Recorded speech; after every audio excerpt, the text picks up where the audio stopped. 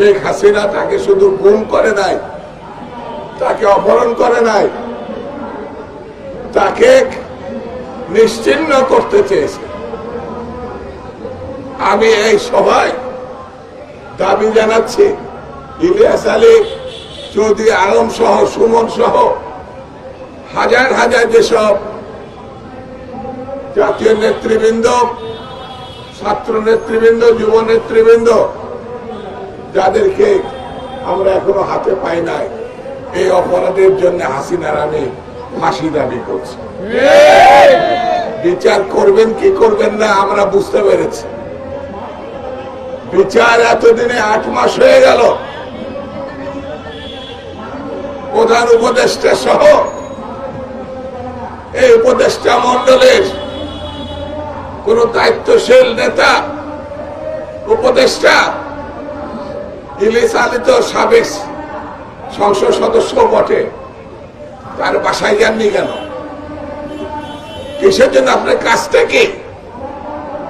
যারা এই সরকার হাসিনার পতনের জন্য আন্দোলন করেছে, আপনারা তাদের বাসায় যান নাই। আপনি 5 মাস ধরে পরে আপনারা গেছেন ঘুমের যে ঠিকানা আয়না ঘর, সেখানে। সেই জন্য এই সরকারের কাজ কামে দেশবাসী খুবই উদ্বিগ্ন। তারা কি চায় সেটাও আমরা বুঝি না। বিএনপিকে পাশ কাটানোর জন্য, যাতে বিএনপি নির্বাচনের মধ্য দিয়ে, মানুষের সমর্থন আদায়ের মধ্য দিয়ে, ভোটের মধ্য দিয়ে সরকার গঠন করতে না পারে, সেই জন্য নির্বাচনকে এড়িয়ে যাওয়া হচ্ছে বলে আমরা মনে করি।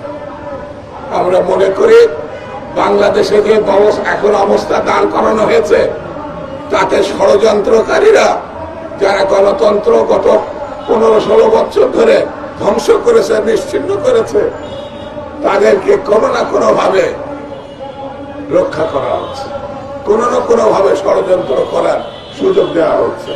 সেই জন্য আমি শুরুতেই বলেছি, বেশি কথা বলবো না, শুধু এতটুকু বলে যায়, গুম খুনের বিচারের উদ্যোগ নেন। যারা অর্থ লুটপাট করেছে তাদেরকে আইনের আশ্রয় নিয়ে আসে, যারা এখন চারিপাশে ঘুরে বেড়াচ্ছে, যারা প্রশাসনে আইন শৃঙ্খলা বাহিনীতে ফ্যাসিবাদকে প্রতিষ্ঠা দিয়েছে, রক্ষা করেছে, থাকার ব্যবস্থা করেছে, তাদের বিরুদ্ধে আপনার আইনগত ব্যবস্থা নেন। আজ বাংলাদেশে কি করবেন কি করবেন না এটা বড় কথা না, একটি নির্বাচিত সরকার প্রতিষ্ঠা করার জন্য অনতি বিলম্বে একটি রোডম্যাপ ঘোষণা করেন।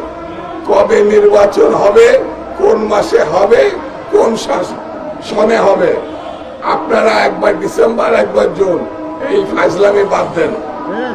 এইগুলোর জন্য আমরা তৈরি না। আর আপনাকে আগেও বলেছে, হাসিনার যখন তাড়াতে পেরেছে, অন্য ফাঁসিবাদের জেদে উদ্ভব ঘটে, তাদের তাড়ানো বাংলাদেশের মানুষের ওয়ান্টুর ব্যাপার। সেটি মাথায় রেখে কার্যক্রম নেবেন। আপনাকে ফুলের মালা দিয়ে গ্রহণ করেছে, ফুলের মালা দিয়ে বিদায় জানাতে চাই। এটাই বিএনপির স্ট্যান্ড এখনো পর্যন্ত। সবাইকে ধন্যবাদ। খুদা হাফেজ। বাংলাদেশ জিন্দাবাদ।